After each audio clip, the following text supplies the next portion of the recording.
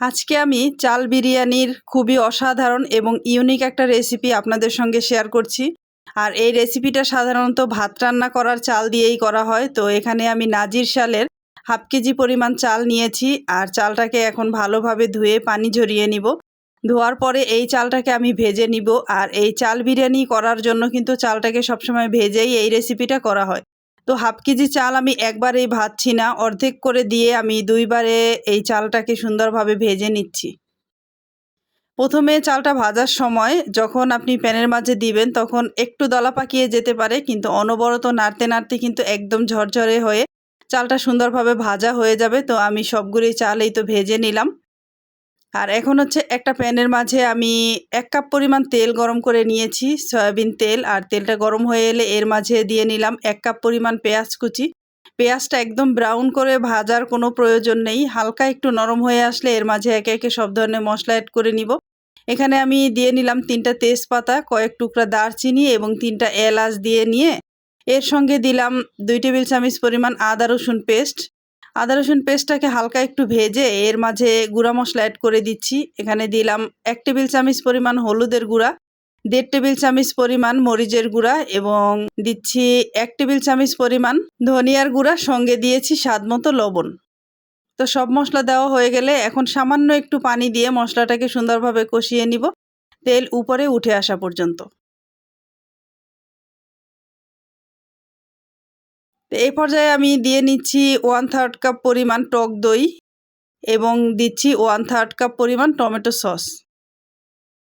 এটা দিয়ে আবারও নেড়ে চেড়ে মশলাটাকে সুন্দরভাবে কষিয়ে নিব।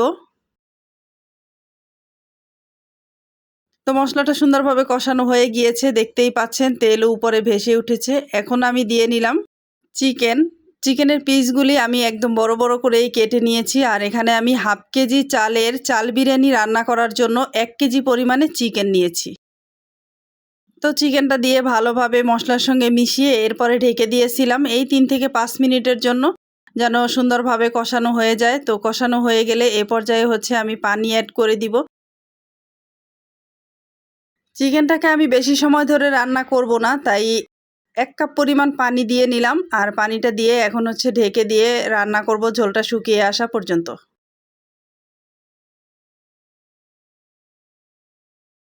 এই তো ফিরে এলাম প্রায় 15 মিনিট পরে। ঝোলটা অনেকটাই কমে এসেছে।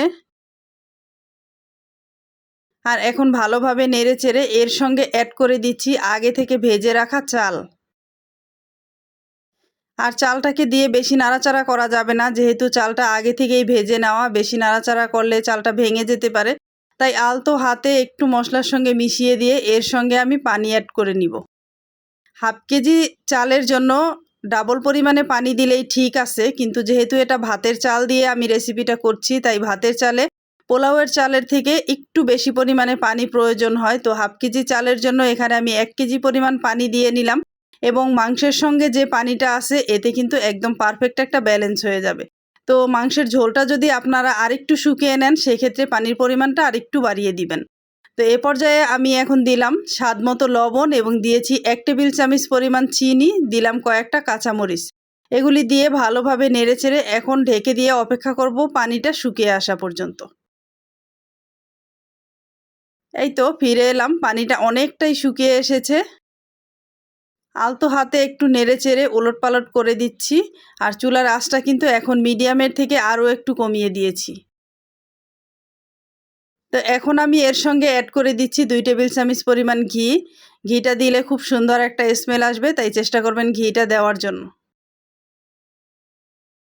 আর ঘিটা দেওয়া হয়ে গেলে এখন ঢেকে দিয়ে অপেক্ষা করব পুরো পানিটা শুকিয়ে আসা পর্যন্ত।